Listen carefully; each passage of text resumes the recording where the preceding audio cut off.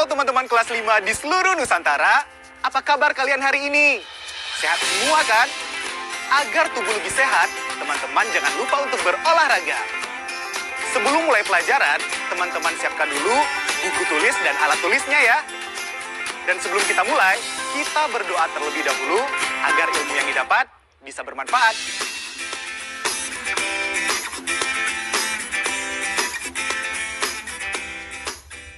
Ayo membaca.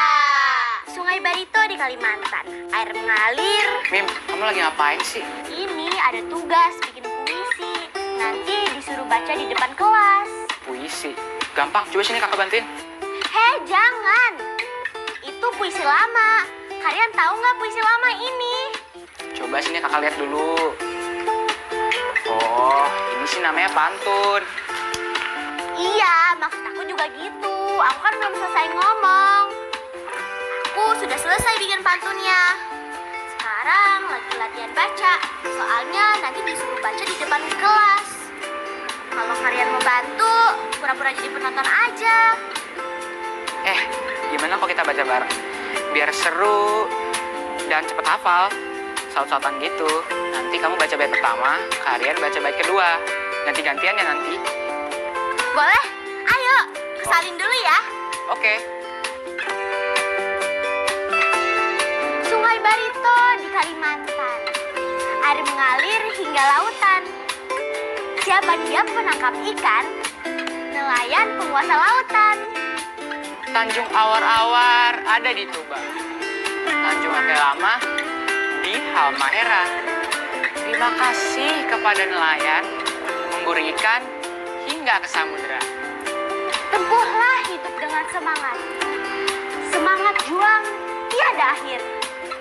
Tanpa laut, nelayan sekarat, bagai ikan kehilangan air. Lama berdiri, lupa berlutut. Otot berkerut, kebas rasanya. Bangsa yang mampu taklukkan laut. Rakyat sehat, bangsa sejahtera. Yeay, selesai. Nah, seru kan? Bisa lah ya, besok kamu baca di depan teman-teman. Siap. Naik perahu ke Pulau Karimun. Mampir dulu ke Tanah Betawi.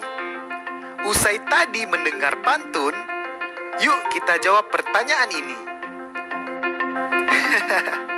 Teman-teman, setelah tadi mendengarkan pantun yang dibaca oleh Mima dan Kak Rian, silahkan jawab pertanyaan berikut ya.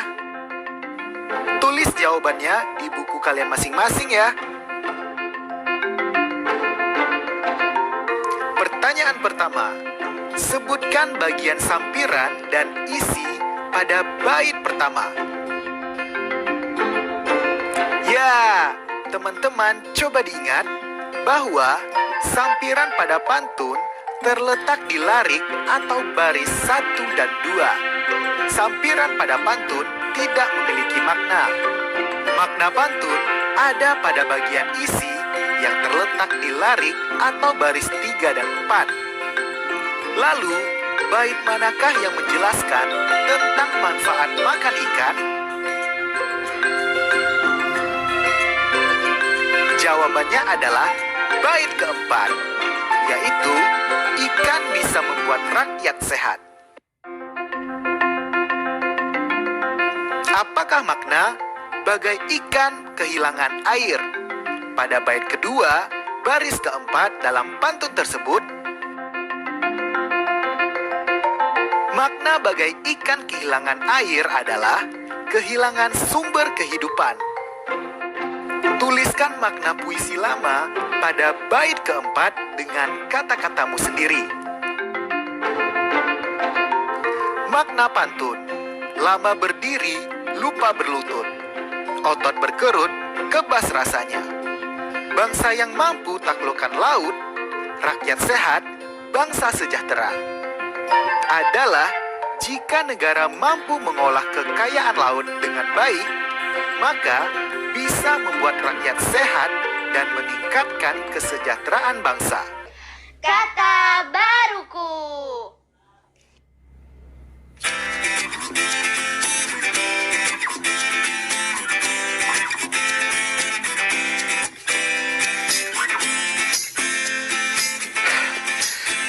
Oke teman-teman, Kak Angga minum dulu ya.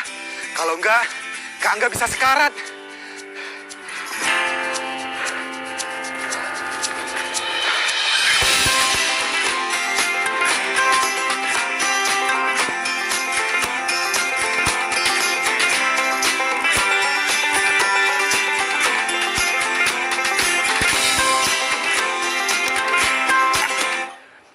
Tenang teman-teman, Kak Angga nggak beneran sekarat kok. Tadi itu hanya makna kiasan untuk menunjukkan kalau Kak Angga benar-benar capek. Nah, ada lagi nih makna kiasan di kalimat lain seperti kalimat berikut ini. Tanpa laut, nelayan sekarat bagai kehilangan air.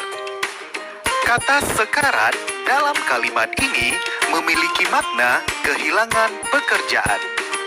Sekarang, coba perhatikan kalimat berikutnya. Kucing itu sekarat setelah ditabrak mobil. Kata sekarat dalam kalimat ini memiliki makna hampir mati. Kak Angga beri contoh kalimat lainnya ya.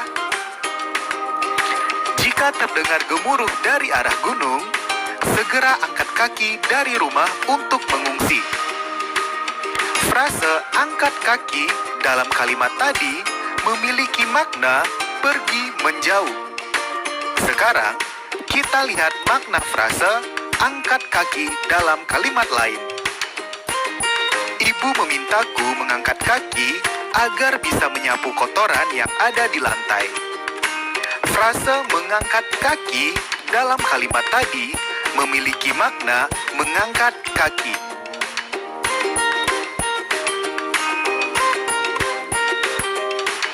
Nah, meskipun sama, pada kalimat A dan C, kata sekarat dan frase angkat kaki memiliki makna kias. Sementara, pada kalimat B dan D bermakna sebenarnya. Sekarang, kita latihan lagi yuk.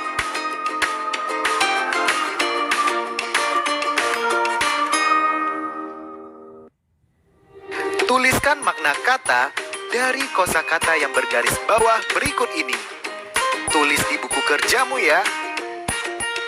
Kalian boleh membuka kamus kalian untuk mencari makna kata atau frase yang digaris bawahi. Selamat mengerjakan.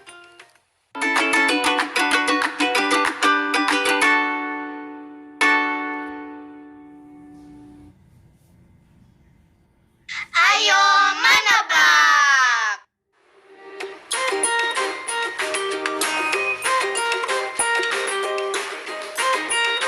Para penduduk yang berada di kawasan zona merah Gunung Merapi kini mulai mengungsi meninggalkan rumah mereka ke daerah yang lebih aman.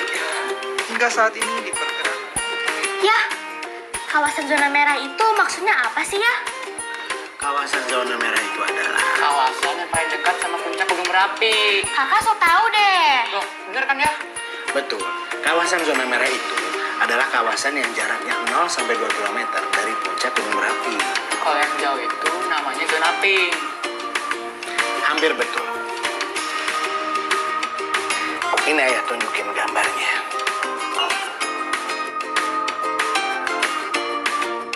Ini adalah kawasan zona merah atau yang juga disebut KRB, kawasan rawan bencana 3. Daerah ini berjarak 0 sampai 2 km dari puncak Gunung Merapi. Nah, kemudian ini adalah kawasan zona pink yang juga disebut sebagai KRB 2. KRB 2 itu jaraknya 3 sampai 5 km dari puncak Gunung Merapi. Kalau gitu, kasihan dong penduduk yang tinggal di dekat zona merah. Mereka duluan yang kena dampak gunung berapi. Teman-teman, berdasarkan obrolan Mima, Kak Rian, dan ayahnya tadi, coba jawab pertanyaan berikut ya. Tulis jawaban kalian di buku kerja kalian. Perhatikan gambar berikut ini. Rumah Doni terletak di sebelah selatan Gunung Berapi dan berjarak 4 km dari Gunung Berapi. Rumah Dina berjarak 7 km dari Gunung Berapi dan terletak tepat di sebelah timur gunung berapi. Rumah Sarah terletak di selatan rumah Doni dan berjarak 2 km dari rumah Doni. Pertanyaan pertama. Rumah Sarah dan Dina berada di zona KRB yang sama. Benar atau salah? Ya, mereka ada di zona KRB yang sama, yaitu zona kuning. Karena berada antara jarak 5 sampai dengan 8 km dari puncak gunung berapi. Kemudian, rumah siapakah yang letaknya lebih jauh dari gunung berapi? Rumah Sarah atau rumah Dina? Ya, betul. Rumah Dina. Karena rumah Dina berjarak 7 km, sedangkan rumah Sarah 2 km dari rumah Doni yang berjarak 4 km. Sehingga rumah Sarah berjarak 6 km ke arah selatan dari gunung berapi. 7 km lebih jauh dari 6 km. Kalau sudah menjawab, yuk kita lanjut belajar lagi. Ayo menyimak.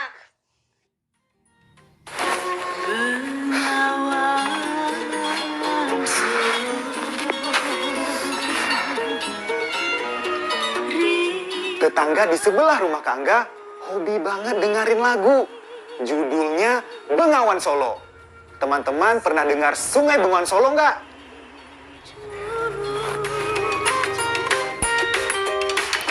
Bengawan Solo merupakan sungai terpanjang di Pulau Jawa. Bengawan Solo memiliki panjang sekitar 548 km. Sungai ini melintasi 17 kabupaten dan 3 kota yang terletak di Jawa Timur dan Jawa Tengah. Panjang Pulau Jawa sekitar 1042 km. Bengawan Solo tidak lurus, tapi berkelok-kelok dari hulu ke hilir. Pengukuran dilakukan dengan menyusuri sungai dan mengikuti alur sungai. Jadi, walaupun hanya melintasi kurang dari setengah bagian Pulau Jawa, tetapi panjang Bengawan Solo mencapai setengah panjang Pulau Jawa. Gimana di daerah kalian? Adakah sungai yang melintas?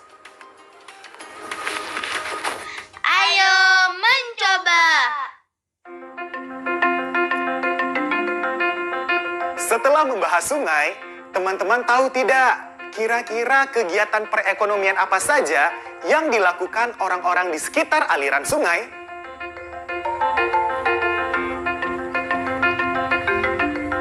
Sungai bukan hanya sebagai sumber kehidupan manusia di sekitarnya, tetapi sungai juga sebagai sumber kehidupan makhluk lainnya.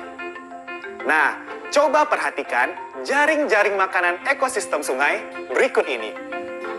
Berdasarkan gambar ini, manakah urutan jaring-jaring makanan berikut yang salah? Tanaman air, udang, bebek, elang, atau tanaman air, udang, kodok, bangau, elang, atau tanaman air, udang, kodok, bangau, ular. Ya, jawaban yang tidak mungkin adalah yang ketiga. Mengapa? Karena berdasarkan gambar jaring-jaring makanan, bangau tidak dimakan ular. Silahkan jawab di buku kalian ya. Selanjutnya, coba kalian perhatikan gambar berikut ini. Tabel ini adalah hasil panen nila Pak Budi yang mempunyai usaha budidaya ikan nila di sungai. Ini adalah data selama 5 kali panen terakhir. Berdasarkan tabel ini, salin diagram berikut di buku kerja kalian ya. Hubungkan titik-titiknya sehingga kamu akan mendapatkan diagram garis dari data panen nila Pak Budi. sudah, yuk saatnya kita berlatih soal. Ayo berlatih. Berikut ini adalah jaring-jaring makanan pada ekosistem sungai. Dari gambar ini dapat diketahui alur makan dan dimakan pada ekosistem sungai.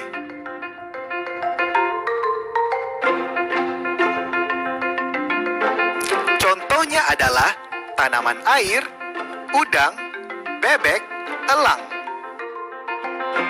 Nah, sekarang coba teman-teman temukan dua alur makan dan dimakan lainnya. Silahkan tulis di buku kalian masing-masing ya. Kalau sudah, kalian bisa diskusikan jawaban kalian bersama teman atau keluarga di rumah. Pak Somad yang tinggal di pinggir sungai sering memancing di sungai. Ikan yang ia peroleh ada yang dikonsumsi sendiri, ada yang kemudian dijual di pasar. Berikut ini adalah catatan hasil memancing Pak Somad selama 5 hari. Hari Senin 2 kg, Selasa 10 kg, Rabu 8 kg, Kamis 7 kg, dan Jumat 3 kg. Dan diagram garis berikut dibuat berdasarkan data hasil memancing Pak Somad. Tapi, diagram garis ini ternyata masih salah. Coba temukan kesalahan dalam pembuatan garis diagram di atas ya.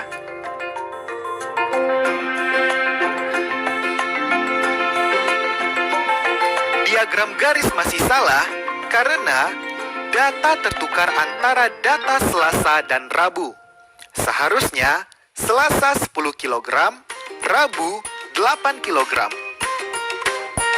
Jika sudah kalian temukan, coba salin dan perbaiki diagram ini di buku kalian ya.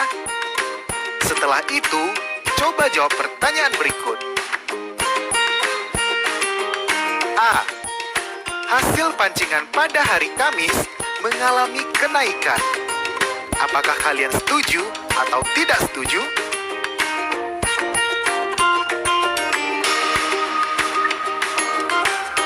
Tidak setuju karena hari Kamis hanya 7 kg, sedangkan hari Rabu 8 kg. Artinya, hasil tangkapan ikan mengalami penurunan. B. Hasil pancingan pada hari Jumat mengalami penurunan. Apakah kalian setuju atau tidak setuju? Setuju ya teman-teman, karena hari Kamis hanya 7 kg, sedangkan hari Jumat hanya 3 kg. Artinya, hasil tangkapan ikan mengalami penurunan. C. Kenaikan hasil pancingan hanya terjadi di hari Selasa. Apakah kalian setuju atau tidak setuju? Setuju, karena selain hari Selasa, hasil tangkapan ikan mengalami penurunan. Proyek kreatif minggu ini.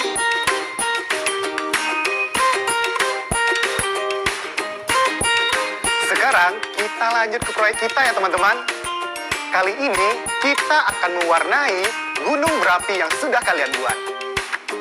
Caranya, yang pertama pastikan bahwa gunung berapi yang kalian buat sudah benar-benar kering. Apabila sudah benar-benar kering, lalu kalian warnai gunung berapi yang sudah kalian buat dengan warna yang sesuai.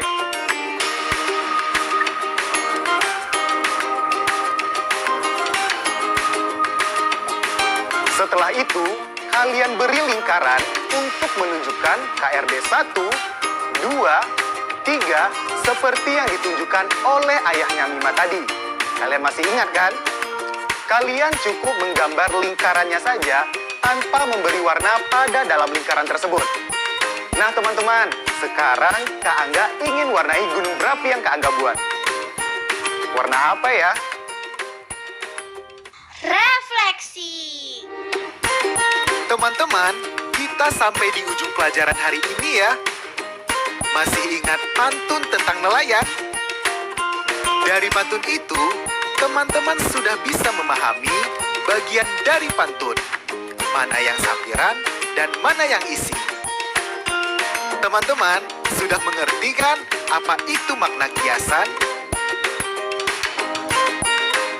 Apa teman-teman juga sudah bisa menyebutkan paling tidak 2 rantai makanan pada ekosistem sungai? Dan tentunya, teman-teman juga sudah paham membaca dan membuat diagram garis kan?